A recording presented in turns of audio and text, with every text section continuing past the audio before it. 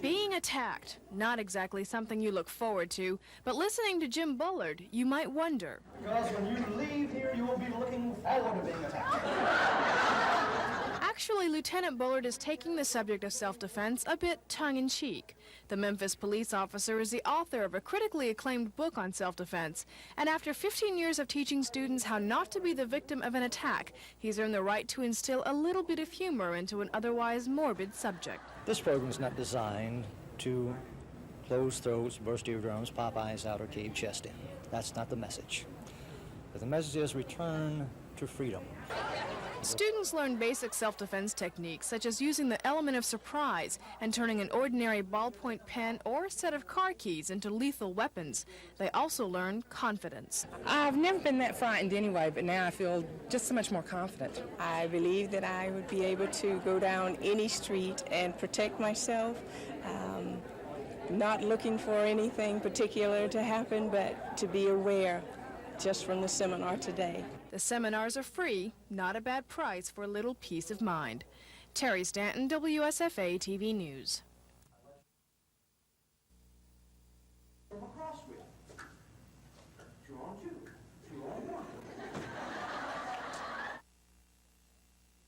As long as you withdraw and yield, the attacker has strength. But if we look at it from an entirely different viewpoint, when we start becoming the intimidators, when 235 million of us have the attitude that I will never be a victim, and we start really looking forward to being attacked, with that strength of attitude, that 1% of this nation's population that's causing the problem will go like a puff of smoke.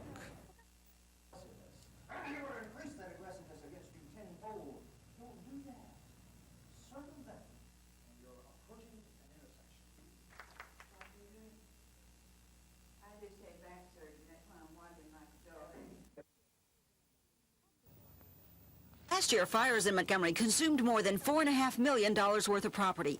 They injured 93 people and killed 10. The fire department says a major cause of fires this time of year is the misuse of the fireplace. Last year in the first cold snap that we had some 6 or 7 fires that was caused by people building fires that are too big in the fireplace to try to heat the house up too quickly. And we have a rule of thumb that we go by that 3 logs in a fireplace would be very sufficient.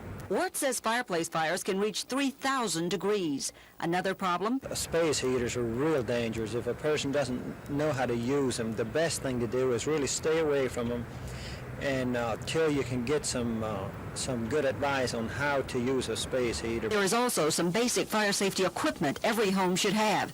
The Montgomery Fire Department recommends at least a 5-pound dry chemical fire extinguisher, the type that's suitable for all types of fires. The fire department also strongly recommends the use of smoke detectors, and that's really more than a recommendation. Last summer, the legislature passed a law making it illegal for any Alabama homeowner not to have a smoke detector. Perhaps the most important fire prevention tool is knowledge. If you have any questions about fire safety or any potential hazards, your local fire department wants to hear from you now, before it's too late. Lynn Sampson, WSFA TV News.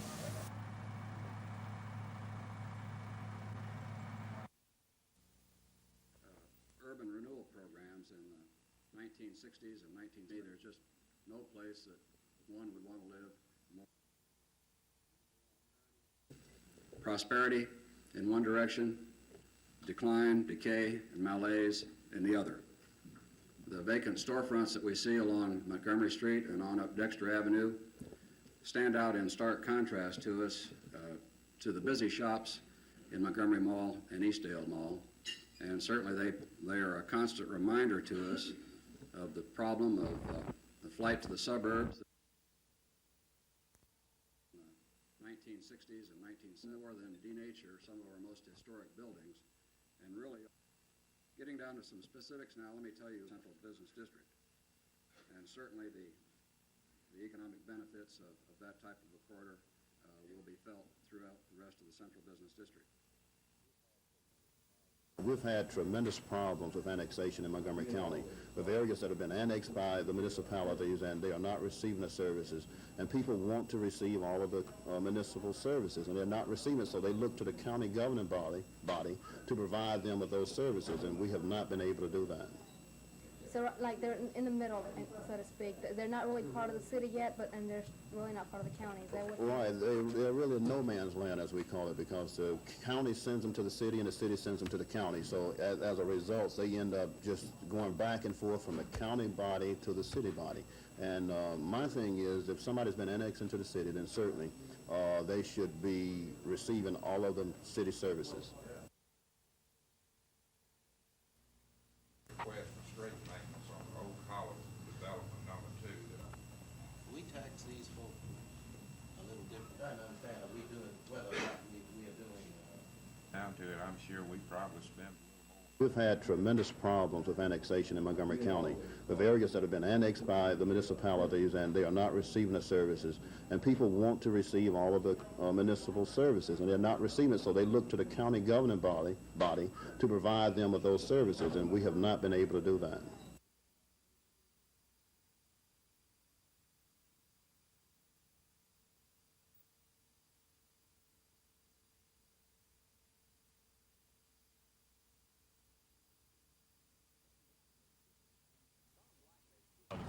Don Black made 2 campaign stops today, including this stop in Birmingham, to make his plans official. I may or may not win this primary. I don't think it's out of the question that enough voters will vote for me in the Republican primary that I may well win, at which time we would go into the general election as a serious candidate. Black says he's chosen the Republican Party because it most closely aligns with his philosophies, and he says incumbent Jeremiah Denton isn't conservative enough. Black's only been out of federal prison a year, but he says his conviction for trying to overthrow a Caribbean island won't stop him from running. I think that the Republican leadership is scared to death of me. They've demonstrated that already. But I don't care. My appeal will be directed toward voters, toward the people of Alabama, and I believe that I will be able to attract a substantial number of people. I may not get a majority, but we're certainly going to try. But Montgomery Mayor and Republican Party Chairman Emery Farmer says no way. He says he'll do all he can to set party rules to stop Black, saying the party doesn't need to fool with anybody who runs guns. Meanwhile, Denton's office in Washington isn't offering any comment on Black's plans. Chris Grimshaw, WSFA TV News. We've talked to... Attorney Doyle Fuller represents state residents who claim they were wrongfully convicted for traffic citations. He says the law is clear and his class action suit against the state should prove that. The relief that we're asking for is for the court to declare that the state and the municipalities who are maintaining records of convictions are doing so illegally. Under this new ruling, what he's supposed to do, Gina, is have a magistrate swear to a magistrate that the information on the ticket is correct and true. That's basically it in a nutshell. They've been doing it all the time, in our opinion, with the signature that they put on the ticket themselves, that they issued the ticket, and everything on it is correct and true. Now, all tickets turned in by Montgomery police officers go to the warrant officer for processing, then on to municipal court. State and city officials worry that because the process hasn't been followed to a T in the past, the law may apply retroactively. Police officers and Mothers Against Drunk Drivers especially worry about DUI offenders. And if we get those thrown out, there'll be hundreds of people who would normally have stiff penalties will actually not only go free, but we'll have to repay them. Gina Gregory, WSFA TV News.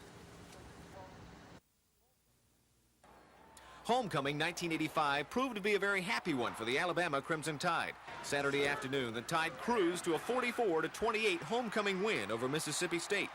Needless to say, smiles were in an abundance in Tuscaloosa.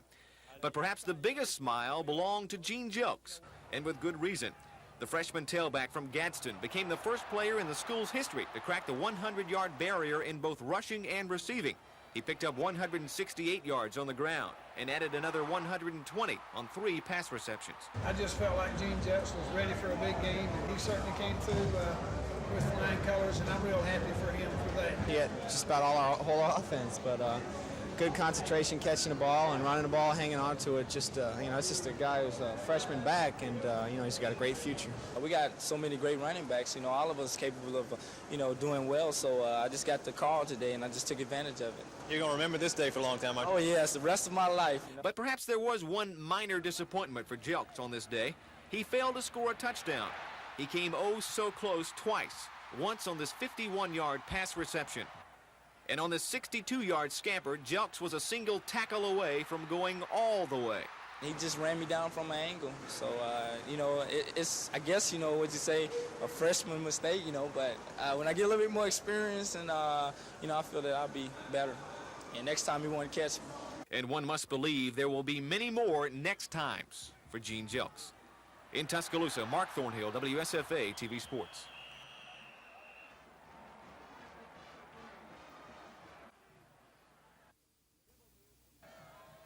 Several years from now, when football fans look back at yesterday's 14-10 win by Florida, they'll remember three things. The Gators' victory at Jordan-Hare that gave Auburn its second conference loss, Bo Jackson's absence because of a thigh bruise, and two key runs by Neil Anderson and John L. Williams that set up touchdowns. Anderson's run came on a pass play in the second quarter. Kerwin Bell found him across the middle, and the graceful Florida native made it to the Auburn 9-yard line, setting up this Bell pass to Ray McDonald for a 7-3 Florida lead. Auburn took the lead for the second time yesterday when Pat Washington called his number and scored from a yard out. When Florida got the ball back, Bell went to work, moving the Gators to the Auburn 41-yard line. That's when John L. broke loose on the draw play. I can't remember for sure what the call was, but I think it was a blitz. And had a big hole, let him help off tackle, and he just broke it outside. 2 plays later, Bell and McDonald hooked up again, giving Florida the lead for good and their second win in a row against Auburn.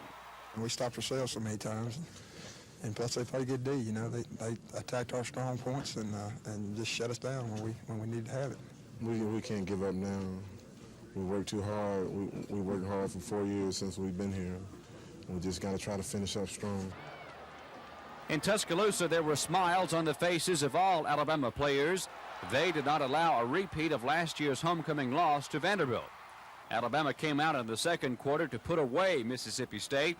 With a 10-0 lead, freshman Bobby Humphrey scored his second touchdown on the day with his 14-yard run. Mike Chula passed to Al Bell for 5 yards, and later again for 21 yards. When the horn sounded for intermission, Alabama had a 31-6 lead. You know, everybody had a good time. First of all, you know, wanted to get off to a good start, and defense helped us with that by a couple turnovers, and we took advantage of it. And you guys were playing well and not worried about making mistakes, and went out there and went after it. The 60,000 or so who witnessed the Tide victory also caught a glimpse of Alabama's budding freshman. Gene Jelks, wearing the familiar number 22, gained 288 yards yesterday running and catching. Jelks said he almost had a touchdown, but he made a freshman's mistake on the play. It was on the run, wasn't it, from line of scrimmage when 3rd and 25, I think. Yes. Well, you know, the guy had an angle on me, and I was just more or less trying to use my speed outrunning the guy. You know, I didn't realize he had an angle, and I tried to use my arm on him, and he just ran me down from the angle. So, you know, it's, I guess, you know, what you say, a freshman mistake, you know, but when I get a little bit more experience and, you know, I feel that I'll be better. And next time he won't catch me. One area of concern for Ray Perkins will be his defense, giving up 22 points in the fourth quarter. His defense knows a day like that next Saturday won't go against LSU. So I think we're going to have to prepare, you know, this coming week, just like, you know, we've done all year, and go down there and be consistent on offense, you know, and tackle well on defense. And, you know, that's what it's going to take to beat them.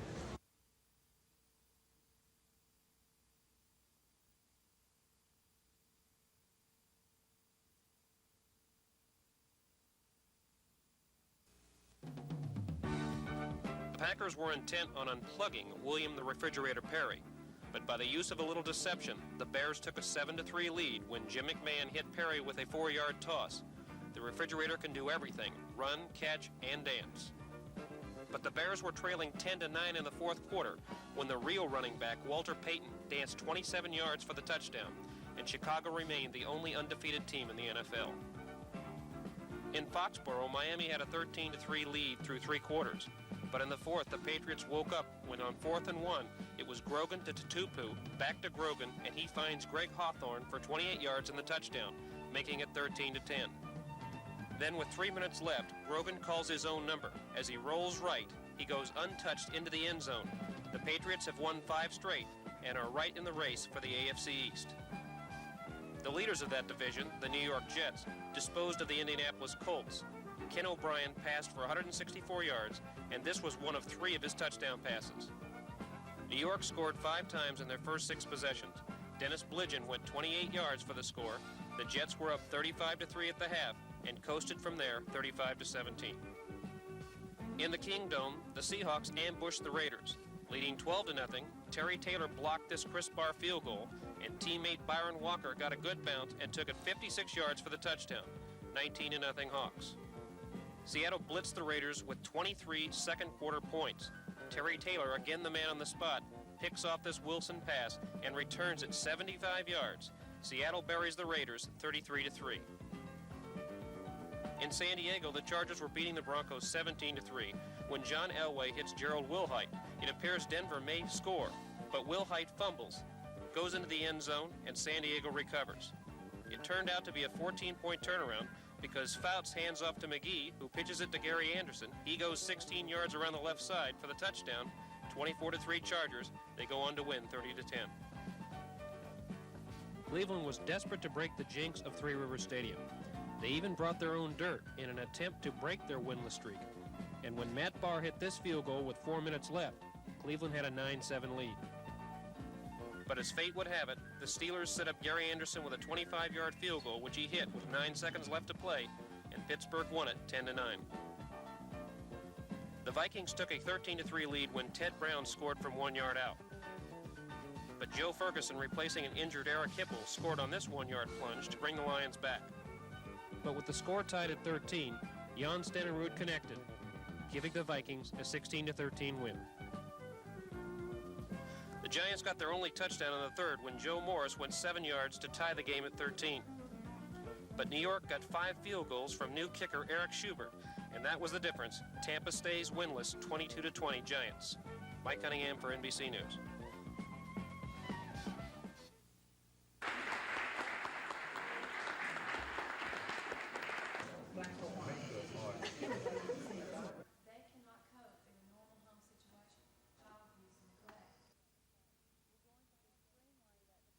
We're going to be streamlining that department, consolidating divisions, consolidating units, and trying to prepare and present to the state of Alabama a department that is representative of the programs that we do, that is not, does not contain a high level of bureaucracy and administration, and is instead more geared towards the programs that we administer, trying to assess which programs are a high priority and which programs can be put on back burners.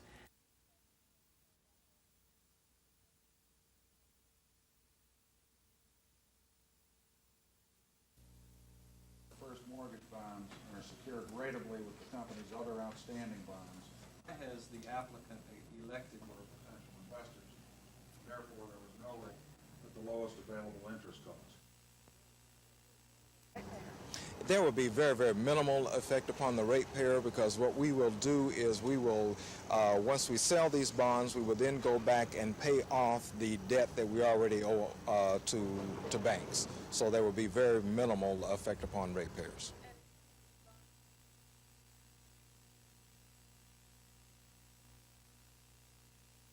I'll a copy of it with this commission as soon as it is available.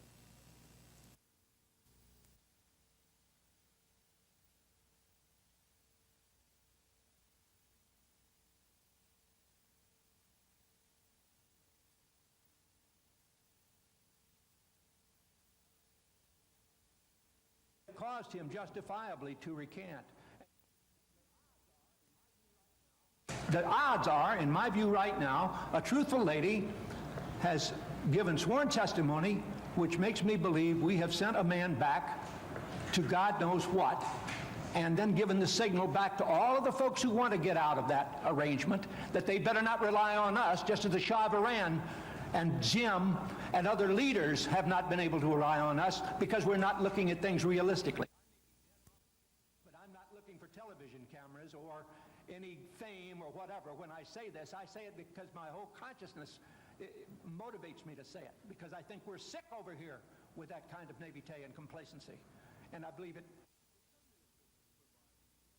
The cellular system provides cheaper, higher quality service and is expected to attract 6 to 8 million customers, generating billions in profits. Each city will have a frequency. Bob Prince of the State Securities Commission says it's a situation ripe for abuse. We found a handful of filing companies are abusing the public by charging excessive fees, $10,000 to $15,000 to assist in filing applications to the lottery for the FCC to obtain cellular telephone license when it is unnecessary. A person could obtain the services of a FCC attorney in Washington and possibly for a fee of as little as $2,000 file an application and have as good a chance, if not a better chance, of obtaining a license. This is Norman Lumpkin, WSFA TV News reporting. Here's a familiar sight this time of year, a service mechanic giving a gas furnace its seasonal once-over. After checking the filter, he oils the motor, lights the pilot, checks safety controls and the venting system. We would highly recommend that they keep paper, rags, curtains, bedspreads, anything like that away from any open flame, and that be sure that the flame is very bright blue, because the bluer that the flame is, the more efficient it is. These same rules apply to space heaters with a few additions. Wiles says you should replace any broken clay radiants and make sure you have the proper amount of oxygen in the room being heated. You may need to keep a window slightly cracked, especially if you're going out. And don't put space heaters in a bedroom or bathroom. Again, your best indication your heating equipment is working efficiently and safely is that bright blue flame. If you haven't had your gas system checked this season, you're not alone. I believe our commercial office yesterday had something over 1,000 calls. But Wiles stresses you should never try to do it yourself. Either Alabama gas servicemen or other qualified mechanics are your best insurance against accidents. Lynn Sampson, WSFA TV News.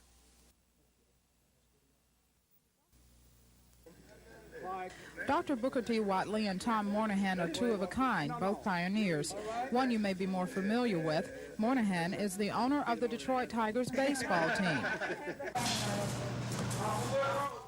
And he's the man who made Domino's Pizza really deliver. Moynihan was in Montgomery today to help Dr. Watley celebrate his 70th birthday. The two men met after Moynihan read an article about Dr. Watley in the Wall Street Journal. Moynihan was so impressed with Dr. Watley's farming concepts that he plans to surround his new Domino's headquarters in Michigan with farmland, the core of which will be what he calls the Watley Farm. It's not the farm itself. I think it's the man and the concept of what he's trying to do to save the small farmer. I mean a farm from 10 to 200 acres in size. It must be diversified. It's a people-oriented type farm that must not be more than 40 miles from a metropolitan area. It must be on a hard surface road. It must have irrigation. Moynihan says Dr. Watley is quite a guy, a statement borne out by his resume. He received a B.S. degree from Alabama A&M, a doctorate from Rutgers University. He retired from the Army as a major and from Tuskegee Institute as a professor of agriculture. He now serves as president of Watley Farm Foundation, editor of Small Farm Technical Newsletter, fellow emeritus of the American Society for Horticultural Science. The list goes on and on. And I'm doing exactly what I like to do, you know. And at the same time, I have so much fun doing it until my wife, she claimed I don't work. Lois Russell, WSFA TV News.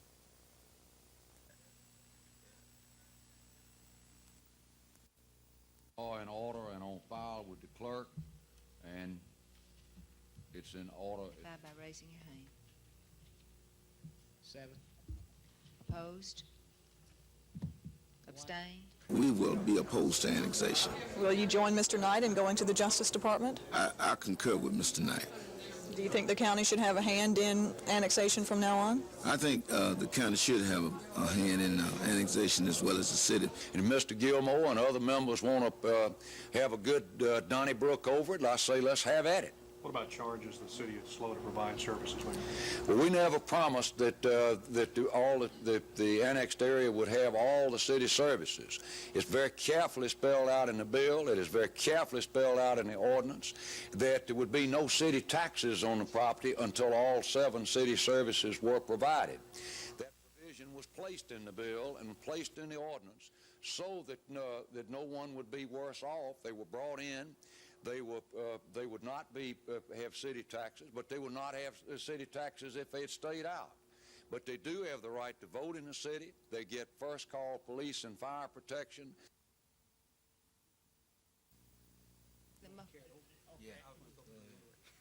All right, all in favor of...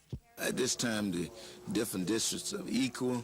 The people in the West Montgomery that have been annexed to the city, some parts of East Montgomery and Mr. Reed area are saying right now, we was promised service in 1980 and it's 85 and they still don't have the service. My content is my people can still say that we will be opposed to annexation. Will you join Mr. Knight in going to the Justice Department? I concur with Mr. Knight. And Mr. Gilmore and other members want to have a good Donnybrook over it, I say let's have at it. What about charges the city is slow to provide services when? Well, we never promised that the annexed area would have all the city services. It's very carefully spelled out in the bill. It is very carefully spelled out in the ordinance that there would be no city taxes on the property until all 7 city services were provided. Anybody can quarrel with the ordinance so that no one would be worse off. They were brought in. They would not have city taxes, but they would not have city taxes if they had stayed out. But they do have the right to vote in the city. They get first call police and fire protection, and so they are much better off than if they'd been left out. But until this water and... Gravity, stay in close. Gravity. Now come on in close to it. Right there, like that, okay?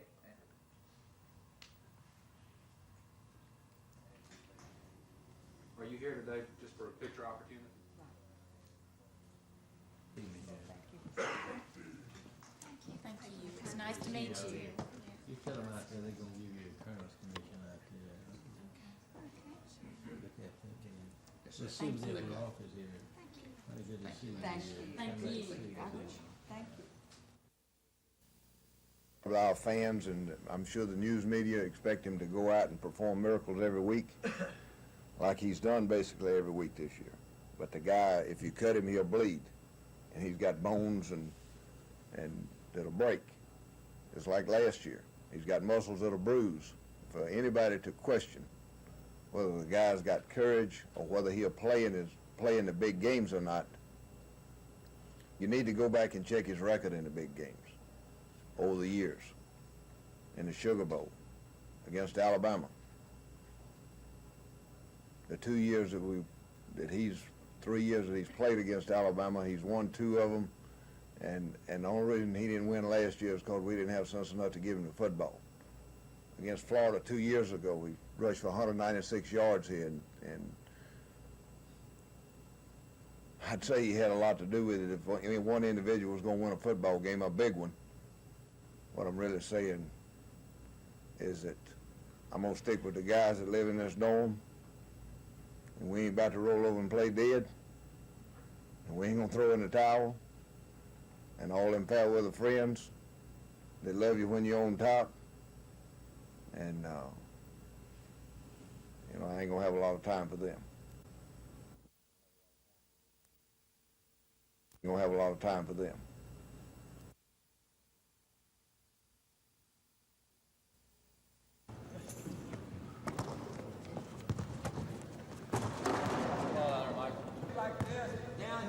Straight up here and drop it. Now, Jeff Ford got a nice pivot. Stop. Stop. Now, I ain't got time to fool with you. Oh. Wrong foot on the pivot. Pivot on your left foot. Right foot. Pivot on your left foot. Right there, Perfection. It's what every team strives for. And at present, the Trinity Wildcats don't appear to be very far away from attaining that lofty status.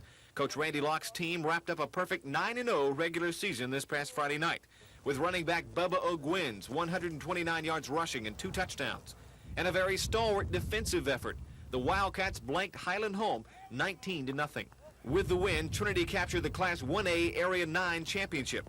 This Friday night, they'll put that championship and their perfect record on the line when they host Maplesville in the opening round of the state playoffs. There was no sense of looking ahead to the playoffs Friday night, though. You guys played some good football. Oh, yeah, exactly. We knew we couldn't look ahead. With a team like Highland Home, you know, they're just, you know, can do anything anywhere, so we had to keep our mind on this game. And now that game's behind us with a win, we can look to the playoffs now. We got such good team spirit. Usually teams that have been together so long right now start breaking down, and we've still got that team spirit. And as long as we keep it up, I think we'll keep rolling. Can this team go all the way? Well, I'll just say this. We were surprised at, you know, our record thus far, and, you know, I'm not going to count us out. Many are inclined to agree with Coach Locke.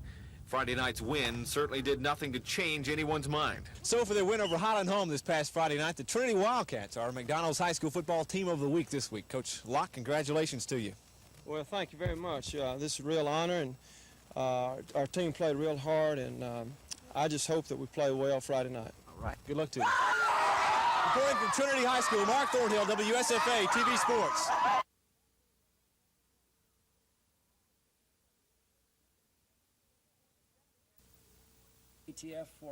The Secretary of the Air Force came to Maxwell today for his final official visit. He will retire at the end of this month after serving as Secretary since February of 1981. One big problem he's encountered since becoming Secretary is the threat of acquired immune deficiency syndrome to the troops. Orr says the Air Force is currently starting to test all new recruits for AIDS and will soon step up efforts to test all personnel overseas.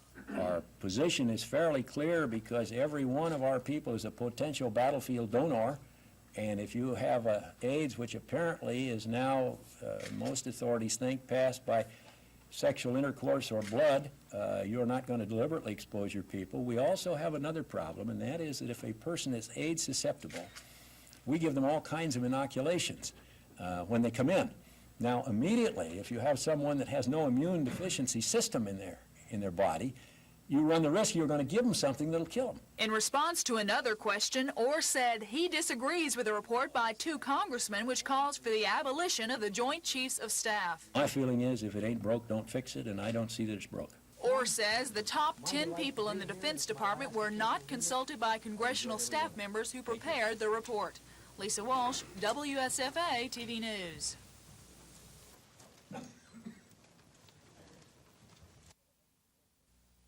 Because I was anxious to go ahead with the close air support aircraft, and we did send out requests for information on that. We took it down to Defense Resources Board. Our position is fairly clear because every one of our people is a potential battlefield donor, and if you have AIDS, which apparently is now, most authorities think, passed by sexual intercourse or blood, you're not going to deliberately expose your people. We also have another problem, and that is that if a person is AIDS susceptible, we give them all kinds of inoculations when they come in. Now, immediately, if you have someone that has no immune deficiency system in their body, you run the risk you're going to give them something that'll kill them.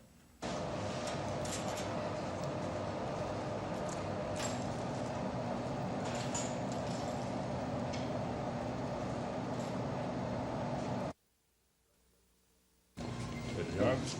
Congratulations on the award. Congratulations to you for the great work you're doing here at Maxwell.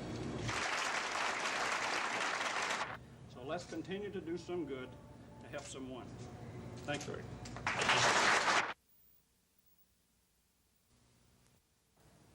A man like Cardinal Manzenti with a great deal of courage,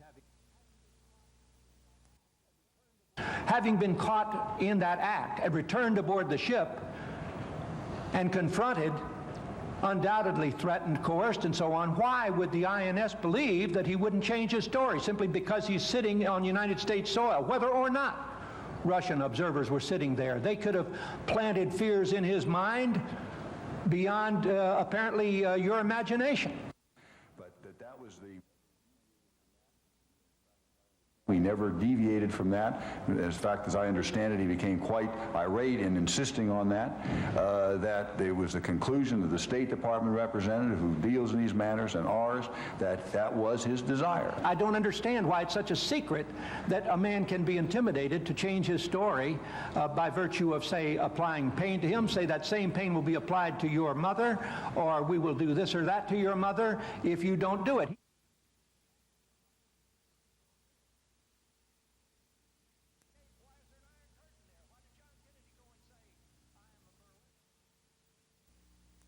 Down on the play, I believe, at the 30-yard line.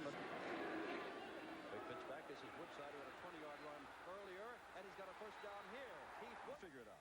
There's an awful lot of things off the field. It takes a lot of distractions. It takes away from the possibility of having the cohesiveness and having the possibility of having a good football team. And you know, I don't know if how many coaches, young coaches, are going to stay in this profession for a long period of time like the older coaches, because it's something that it's different every day. And you can win one year and get a new contract, and next year they can ask you to leave.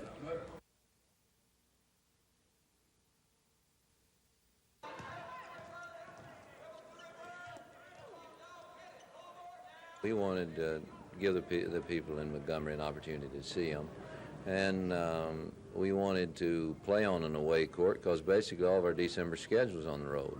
So it's good for us to get off our home court and play a little bit, and it's great to have such a big crowd here. It's good, and I like that a lot. And the other reason is for conditioning. We do a lot of stuff in early November that is half court, and this gives us a chance to go full court, which we haven't done a great deal of.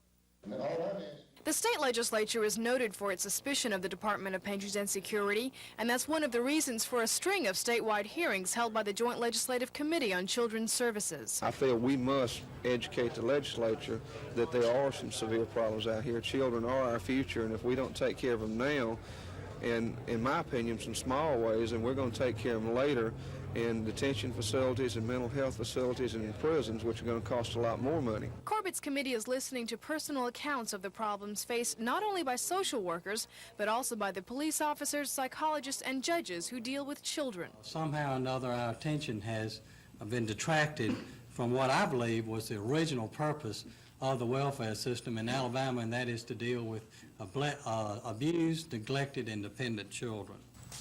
But county departments facing cutbacks in funding and staffing are finding it difficult to provide adequate service to those abused and neglected children. That's why they say the hearings are so important, to show legislators that the department is doing the best it can with what it has, but more is needed. We think we can provide an impetus to start some movement. The committee winds up its hearings next month and will present its findings to lawmakers during the next regular session. Terry Stanton, WSFA TV News. How you doing? Right. You go first.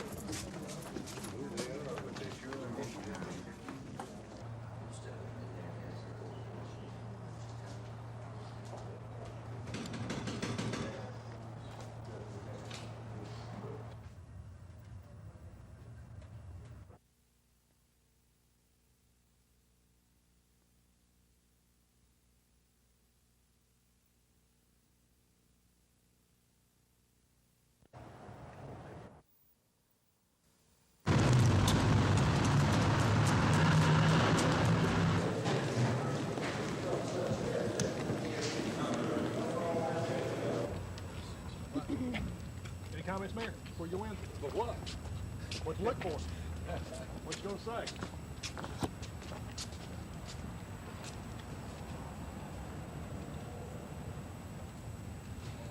Evidently not. Evidently. Well, I hope your TV folks can do that, because I sure.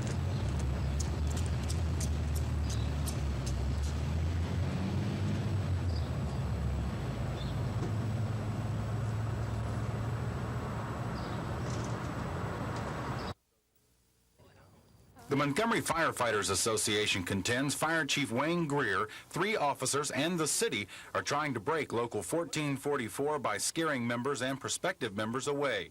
The suit arose when fireman Gary Cremines decided to fight the department's weight restrictions and enlisted the association to help him take his fight to court. Attorney Howard Mandel alleges many of the association's members were demoted and transferred and later dropped their association membership when fire officials advised them it would be in the best interest of their careers.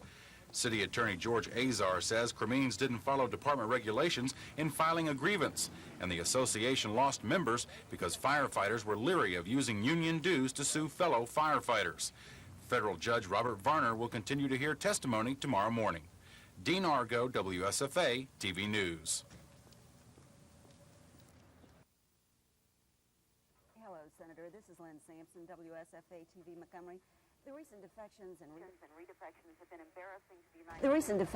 redefections have been embarrassing to the United States, and President Reagan suggests today these may have been part of an intricate plot. Do you believe there's any connection between these incidents and the upcoming Geneva summit? I think it's possible on the part of the Soviet defector now going home that they're going to forgive him or say they'll forgive him in order to improve their image just before the summit. I think that's a Soviet initiative. I'm of that belief.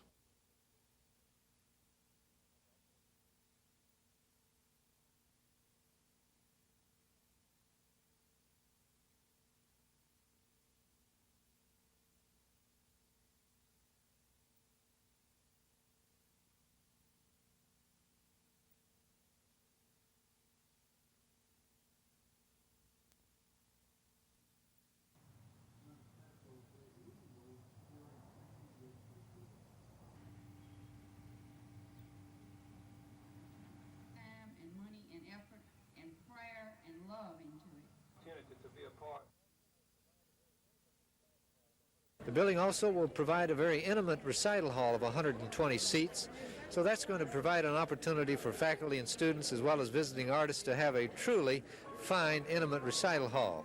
We'll have 4 classrooms on the ground floor.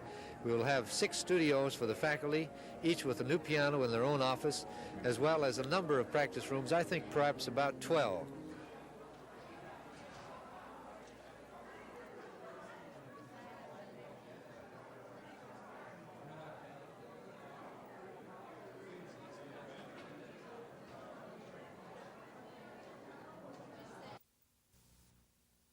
It will give them really more of a customer choice. It will really make the point about competition in the long-distance business come home to them.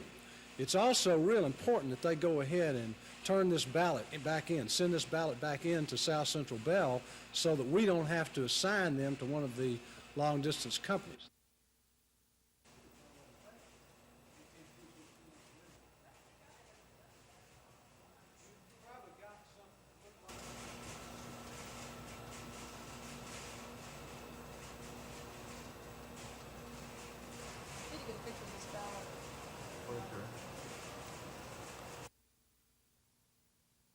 To my right is Anita Tatum, a member of the board, and Jackie Argo to my left. We've asked you here to discuss our plans for re-identifying voters in Montgomery. When was the last time? We also ask that voters assist us in identifying those persons who should be purged by completing the right half of the form in the event that they receive a form for a voter known to be deceased or who no longer resides in Montgomery County. Voter re-identification is being initiated as a result of a 1984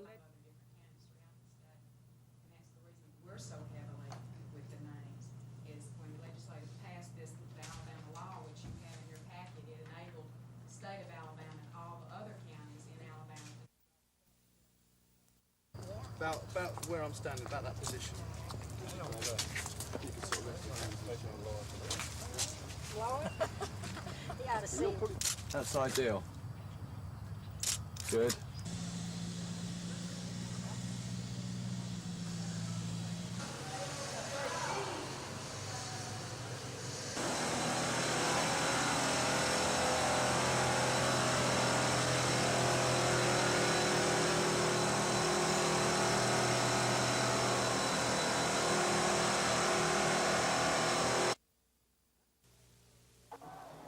1984 was Joe Paterno's most disappointing year as head coach at Penn State. A 6-5 record, consecutive losses to Notre Dame and Pitt to finish the season, and of course no bowl game. Paterno said he was going back to basics this season, and at Penn State that means defense. With their best set of linebackers in years, an aggressive Penn State defense is the big reason the Nittany Lions are undefeated. Paterno says overconfidence isn't a problem with this team. They've worked awfully hard. I probably have not had a squad that's worked any harder from the end of last season till now. And I don't know whether I've worked the squad any harder, except maybe back in 68 and 69 when I probably worked them too hard. But they've got great leadership. There's a real strength in there with some of those kids that I would doubt very much that they'll let anybody get careless. Penn State seldom blows away an opponent. In fact, their first 6 wins this season were by a total of only 24 points. But in the final analysis, the Nittany Lions are winning and have returned to the top in college football. This is Jim Stone reporting for NBC News. One of those kinds of kids that, you know, he has a very, very big heart. And when things get down and when, you know, the going gets tough, DJ's going to come up with a big run. I think you'll find that of the other 10 players on the offense, too. Penn State seldom blows away an opponent. In fact, their first 6 wins this season were by a total of only 24 points. But in the final analysis, the Nittany Lions are winning and have returned to the top in college football. This is Jim Stone reporting for NBC News.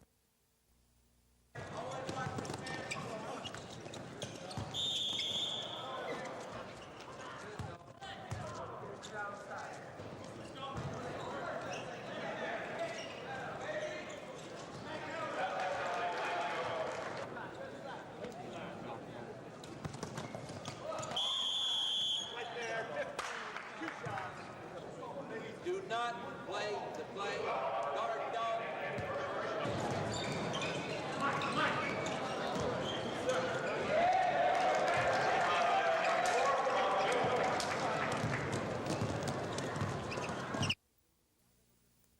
Last season, when the Alabama Crimson Tide faced LSU in Birmingham, the Tide had nothing at stake but pride. With a win, Bama could have averted their first losing season in some 23 years.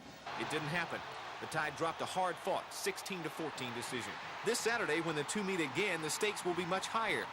With a win, the Tide could take a giant step toward a possible SEC championship. You know, they're going to prepare a little bit better. They're going to maybe watch the films a little bit more and so forth. We're aware of what it means. It's the SEC. As long as we win and take care of ourselves, you know, we'll be attaining the goals that we set, you know, during this last part of the season. But another difference this time around, the game will be played at Tiger Stadium down in Baton Rouge, a field affectionately called the Tiger Den. You know, it's kind of good for us that they changed the game from a night game because, you know, I heard it's real wild down that night. And I don't think that's going to bother us too much, but then again, I don't know. But I think if we go down there with our heads on straight and concentrate on what we have to do, I think we'll be all right. And of course, thoughts of the SEC crown will loom large. You know, if we do beat LSU, we have a chance to play in the Sugar Bowl, and that ought to be incentive enough for anyone. Indeed it should. In Tuscaloosa, Mark Thornhill, WSFA TV Sports.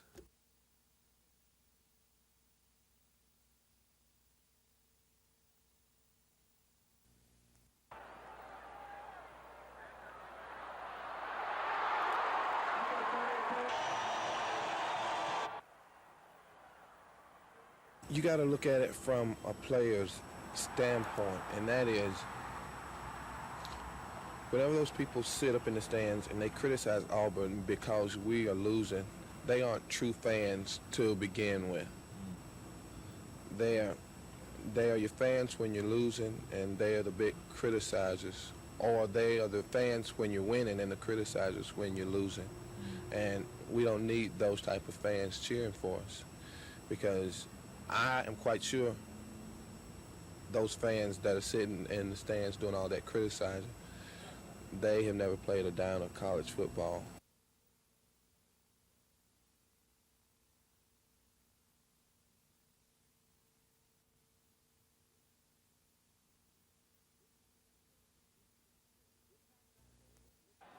This past Saturday against Mississippi State, Kermit Kendrick enjoyed his finest day thus far as a collegiate. The freshman free safety intercepted a pass, recovered a fumble, and was in on numerous tackles in Alabama's 44-28 win. The performance was especially sweet for the Meridian, Mississippi native.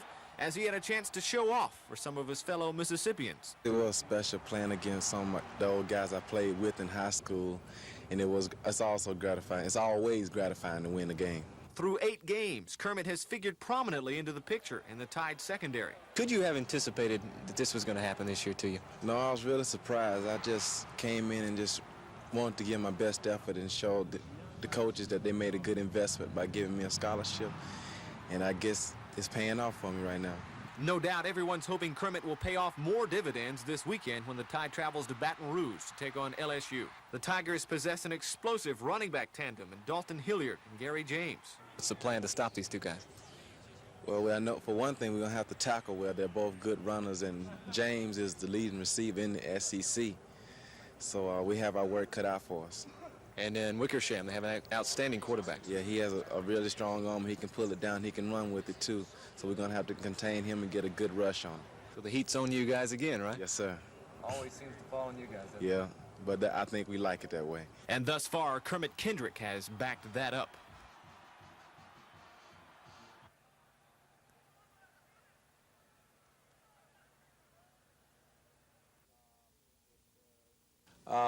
It does not rule out that he was intimidated back on that Russian ship very much in the manner in which POWs were. For example, I was at the hearing all day yesterday, and during that 4 or 5 hours, it was not necessarily wrists slashed. They could have been just bruised, and they used ropes on our wrists as the first start to torturing you to unconsciousness repeatedly to make you plant. I think that could have been used on him. I think threats against his family could have been made, which changed his mind.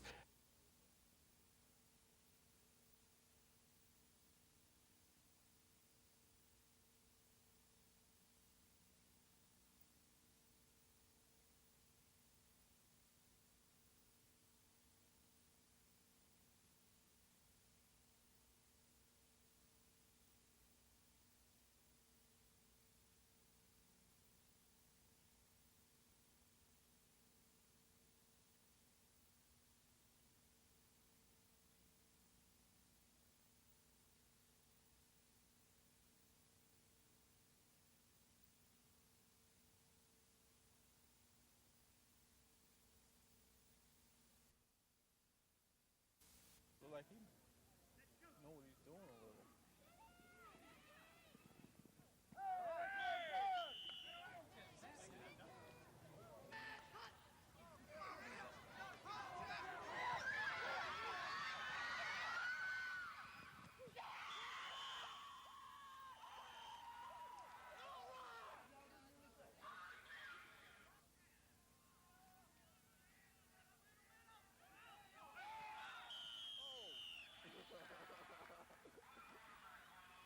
To all the girls I loved before.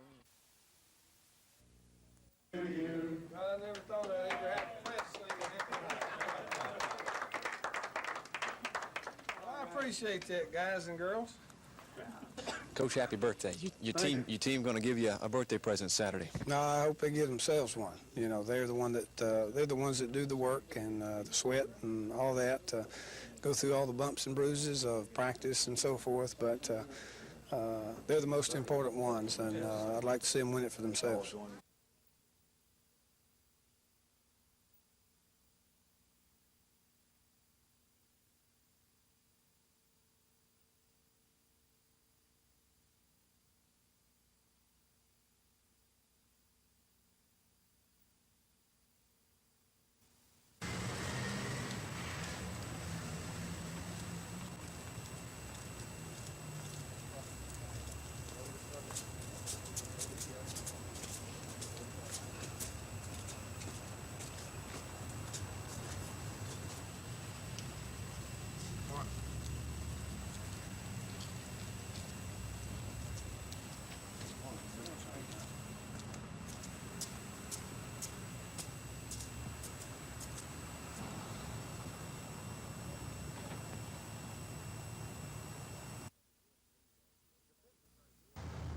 Defense attorney George Azar today called numerous witnesses who refuted earlier testimony that the Montgomery mayor and fire chief were trying to break Local 1444.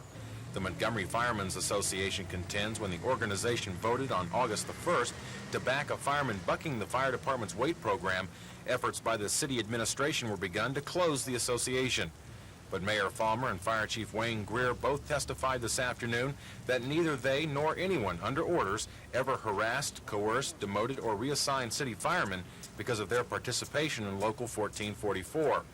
The mayor admitted to reassigning 33 fire personnel on August the 6th, but denied the transfers had anything to do with the association's stand on the department's weight program. 12 firemen testified they left the union because they didn't like the union's leadership.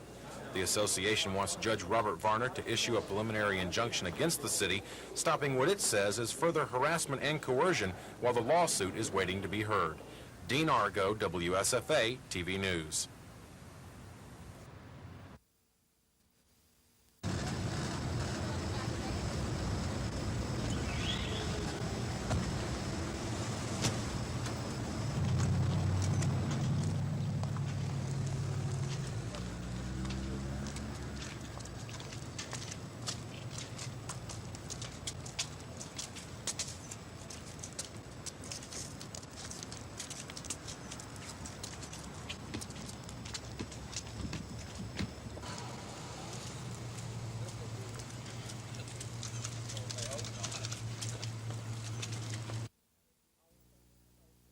All in favor of the motion, let it be known by saying aye. ASU board members say they're upset with Reynolds' letter and against the consent decree proposed by the Justice Department because the state does not admit to having a racially separated system of higher education. Until such time as they admit that there is a dual system, I don't see how you can sit down and effectively negotiate a settlement. Board member Joe Reed says if the state doesn't admit liability, the whole ordeal in court will have been a waste of time and money.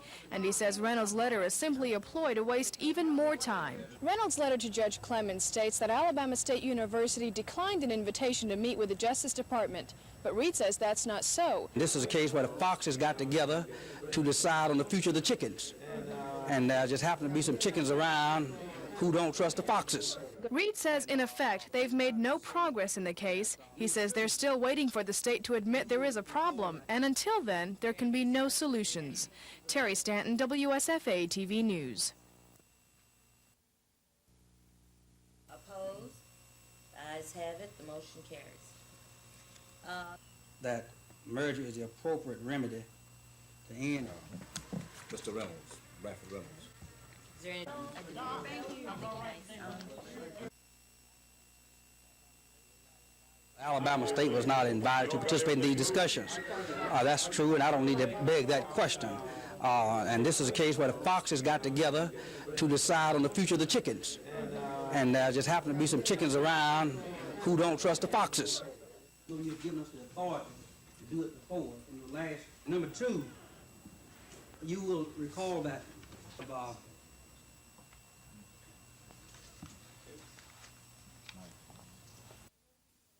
all of us working together to make things work for housing in the changing climate in America today. We are all part of the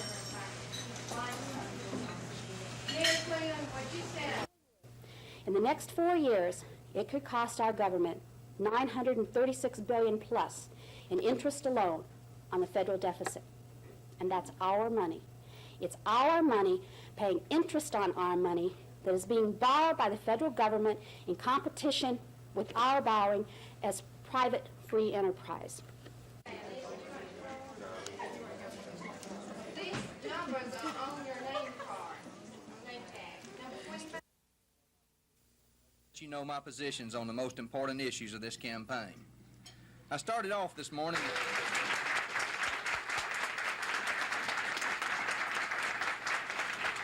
Like myself, a law enforcement officer, I think he exemplified the trait. Integrity among our elected officials to me is more than a phrase, and honesty is more than a word. Honesty to me means more than not telling lies and not accepting bribes. It means that a representative should reflect the interest of the people as a whole, and not some special interest group with a narrow agenda and a special axe to grind. Both people and PACs have a right to contribute to the Lord. That it once again will be truly. American farmers have stood up for America. They have provided us with a rich diet of plentiful and nutritious foods. and they've provided these products at an affordable price.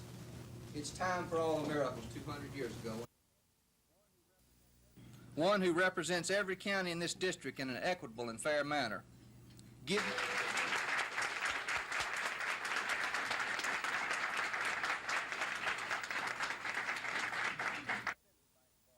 I've been to the bank to borrow money to start a business, and I know what it takes to make a profit. As a congressman, I can sit down with other businessmen and say, look, I've invested money in the 7th District, and I've made money because it's a good place to invest. And you too can make money with your investments, while at the same time providing jobs that allow our people to provide a good living for their families. We have a good product to sell for East Farm Aid. There can be no question. When millions of Americans who want to work cannot find jobs, when we have become a net debtor nation, when veterans are into our trade problems, these conditions neither justify, excuse, nor explain the unfair and anti